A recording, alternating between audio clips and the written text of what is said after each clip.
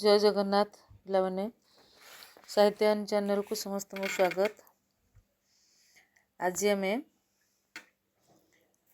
आधुनिक ओडिया साहित्यर पृष्ठभूमि और नवजागरण पढ़ा। यहाँ थर्ड सेमिस्टर रो 6 पेपर आधुनिक ओडिया साहित्यर इतिहास।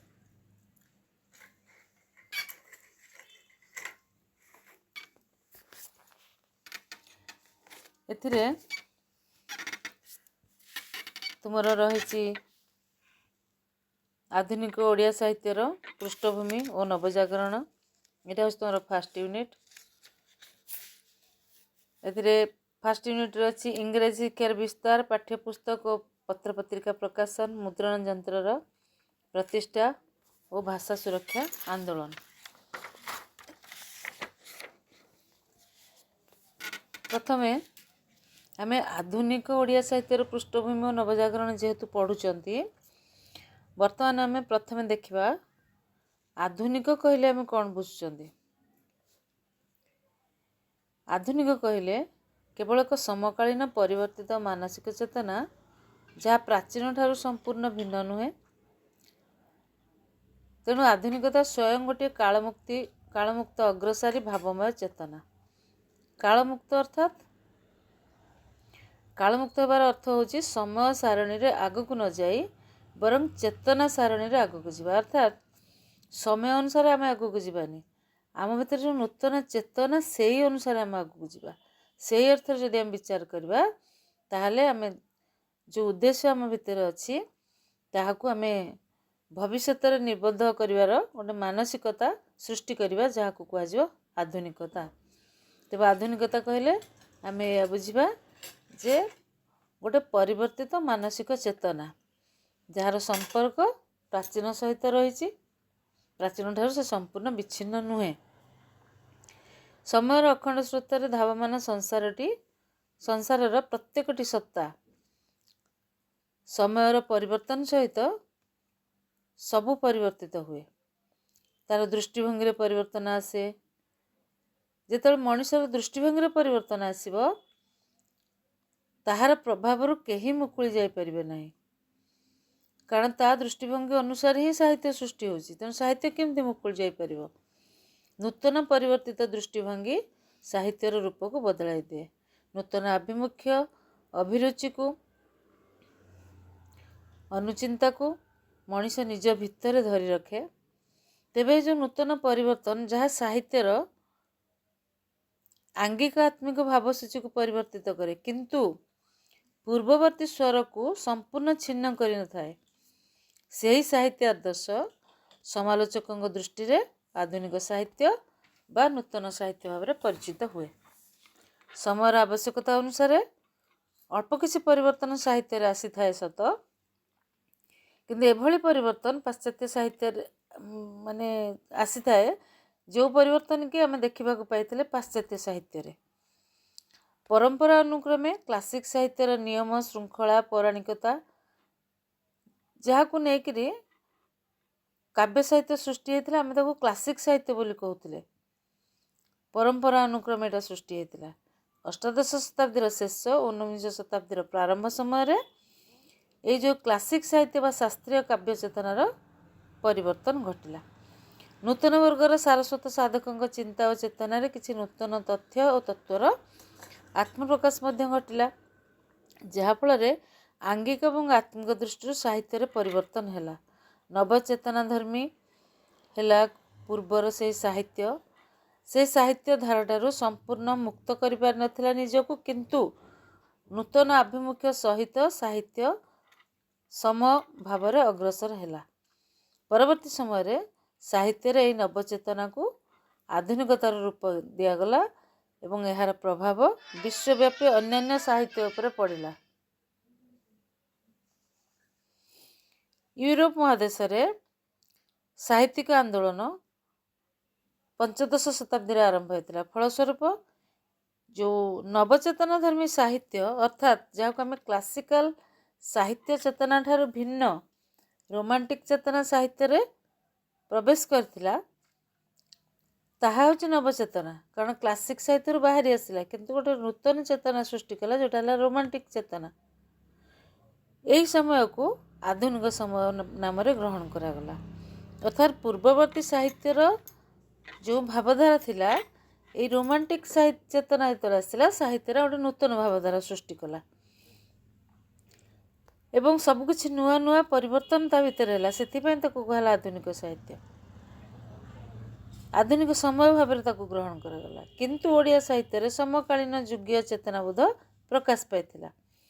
ପରମ୍ପରା ଅନୁକ୍ରମେ ପ୍ରଥମ ଯେଉଁଟା ମୁଁ କହିଲି ପିଲାମାନେ, ସେଇଟା ହେଉଛି ପାଶ୍ଚାତ୍ୟ ସାହିତ୍ୟର ପରିବର୍ତ୍ତନ।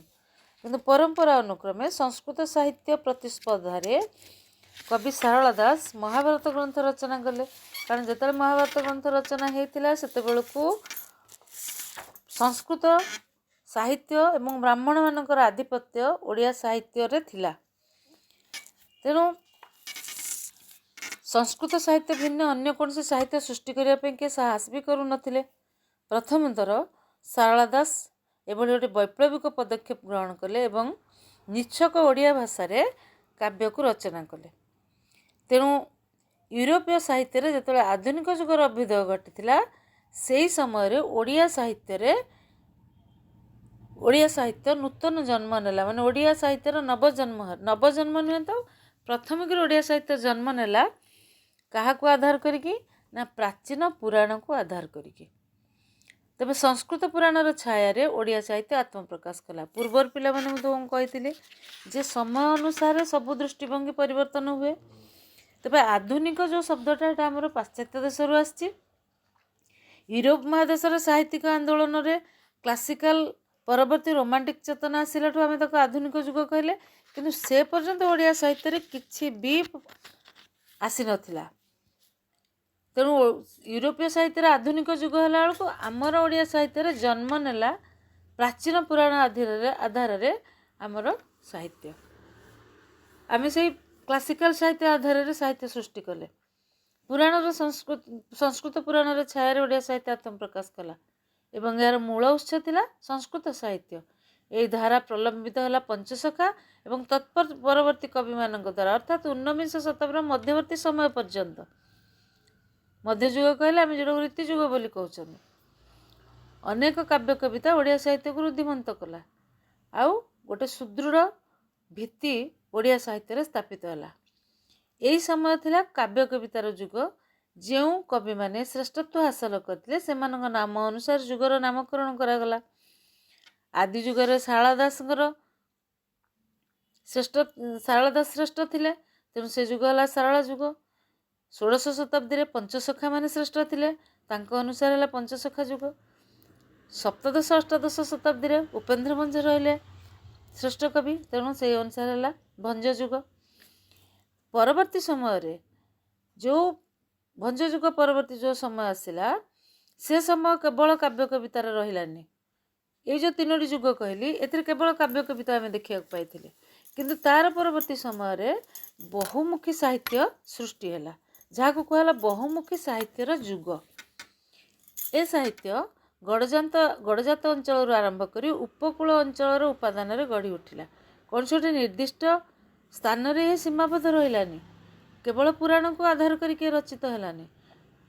ୟାର ପୂର୍ବବର୍ତ୍ତୀ ସାହିତ୍ୟ ମାନେ ମଧ୍ୟଯୁଗ ପର୍ଯ୍ୟନ୍ତ ଯେଉଁ ସାହିତ୍ୟ ସୃଷ୍ଟି ହେଲା, ସେଥିରେ କେବଳ ପୁରାଣକୁ ମାନେ ଆଧାର କରାଗଲା। କିନ୍ତୁ ପରବର୍ତ୍ତୀ ସମୟରେ ଯେଉଁ ସାହିତ୍ୟ ସୃଷ୍ଟି ହେଲା, ତାହା ବିଭିନ୍ନ ଅଞ୍ଚଳକୁ ନେଇକି ସୃଷ୍ଟି ହେଲା, ଗଡ଼ଜାତ ଅଞ୍ଚଳରୁ ଆରମ୍ଭ କରି ଉପକୂଳ ପର୍ଯ୍ୟନ୍ତ। ତେଣୁ କ'ଣ ଆସିଲା? ନୂତନ ଧରଣର ସାହିତ୍ୟ, ଗଳ୍ପ, ଉପନ୍ୟାସ, ପ୍ରବନ୍ଧ, କାବ୍ୟ, କବିତା ଇତ୍ୟାଦିରେ ଆମର ସାହିତ୍ୟର କଳେବର ଧୀରେ ଧୀରେ ପରିପୁଷ୍ଟ ହେବାକୁ ଲାଗିଲା। ଏଇ ଯେଉଁ ଭାବପ୍ରବଣତାପୂର୍ଣ୍ଣ ଭିନ୍ନ ଭିନ୍ନ ସାହିତ୍ୟ ସୃଷ୍ଟି ହେଲା, ସେଇ ସାହିତ୍ୟରେ ସାଧକଗଣଙ୍କର ସାମୂହିକ ଯୋଗଦାନ ରହିଲା। ଆଉ କ'ଣ ହେଲା ନା, ପାଶ୍ଚାତ୍ୟ ଶିକ୍ଷା, ସାହିତ୍ୟ ଓ ଶାସନର ପ୍ରଭାବରେ ନୂତନ ଭାବ ରୁଚିର ଯେଉଁ ସାହିତ୍ୟ ସୃଷ୍ଟି ହେଲା, ତାହାକୁ ଆଧୁନିକ ସାହିତ୍ୟ କୁହାଗଲା। ତେବେ ଆଧୁନିକ ଅର୍ଥାତ୍ ପରମ୍ପରା ଠାରୁ ଭିନ୍ନ ଆଙ୍ଗିକ ଏବଂ ଆତ୍ମିକ ଦୃଷ୍ଟିରୁ ନୂତନ ସାହିତ୍ୟ। ମାନେ ଆଙ୍ଗିକ ଏବଂ ଆତ୍ମିକ ଦୃଷ୍ଟିରୁ ଦେଖିବାକୁ ଗଲେ ଏ ପରମ୍ପରା ଠାରୁ ଟିକେ ନୂଆ ହେଇଗଲା, କିନ୍ତୁ ସମ୍ପର୍କ ତା ସହିତ ସେମିତି ଥିଲା। ତେବେ ଓଡ଼ିଆ ସାହିତ୍ୟରେ ଯେଉଁ ନୂତନ ଯୁଗର ଆରମ୍ଭ ହେଲା, ତାହାକୁ କୁହାଗଲା ଆଧୁନିକ ଯୁଗ। ଏଇ ଆଧୁନିକ ଯୁଗ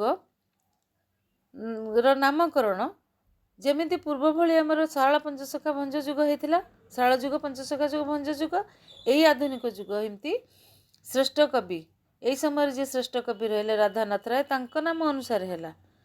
ବାସ୍ତବରେ ଆଧୁନିକତା ଗୋଟେ ଚେତନା, ୟାକୁ ଯୁଗ ବୋଲି ଆମେ କହିବା ଉଚିତ ନୁହେଁ।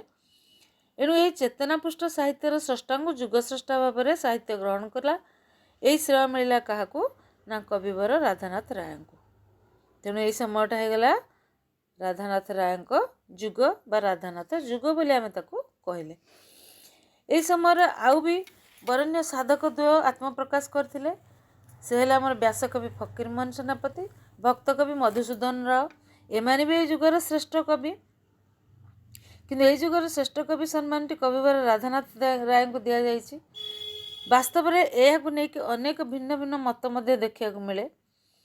କେହି କହନ୍ତି ରାଧାନାଥଙ୍କୁ ଆଧୁନିକ ଯୁଗର ଶ୍ରେଷ୍ଠ କବି ରୂପେ ବିବେଚନା କରାଗଲେ ହେଁ ଆଧୁନିକ ଯୁଗ ପ୍ରବର୍ତ୍ତକ ରୂପେ ତାଙ୍କୁ ସ୍ୱୀକାର କରାଯିବ ନାହିଁ। ଡକ୍ଟର ମାୟାଧର ମାନସିଂହ ଏହାକୁ କହିଛନ୍ତି ଫକୀରମୋହନ ଯୁଗ। ସେ ଏଇ ଯେଉଁ ନାମକରଣ ହେଲା ରାଧାନାଥଙ୍କ ନାମକୁ, ସେ ତାକୁ ଗ୍ରହଣ କଲେ ନାହିଁ।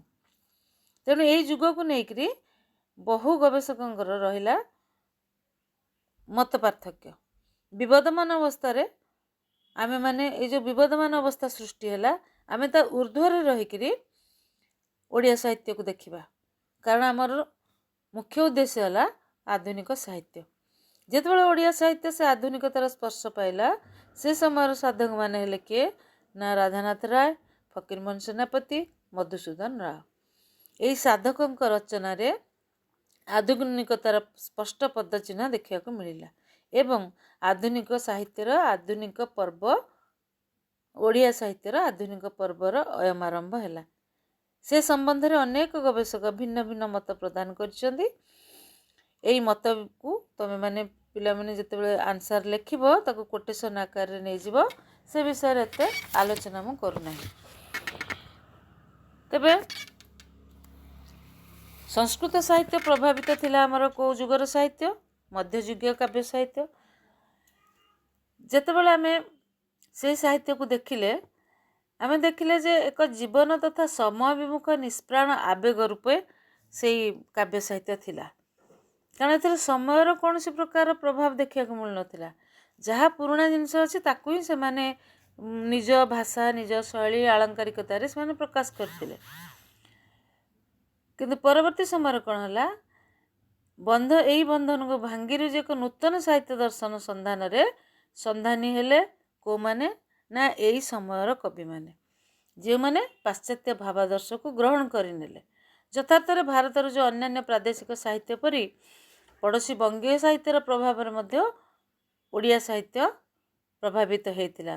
ବାସ୍ତବରେ ଓଡ଼ିଆ ସାହିତ୍ୟର ଦଣ୍ଡକାରଣ୍ୟର ସରଜୁ ତୀରରେ ନିର୍ବାସନର ଦିନ ଶେଷ ହୋଇ ଆସିଲା। ଯମୁନା ପୁଳିନରେ କଦମ୍ବ ମୂଳରେ ମୁରଲୀ ବଂଶୀର ସ୍ୱନ କ୍ଷୀଣତର ହେଇଗଲା। ଆଉ ରାଜ ଅନ୍ତପୁରରେ ଯେଉଁ କେଳି ସଦନରେ ବିରହ ମିଳନର ଯେଉଁ ବେଳା ଥିଲା, ତାହା ସଂକ୍ଷିପ୍ତ ହୋଇଗଲା।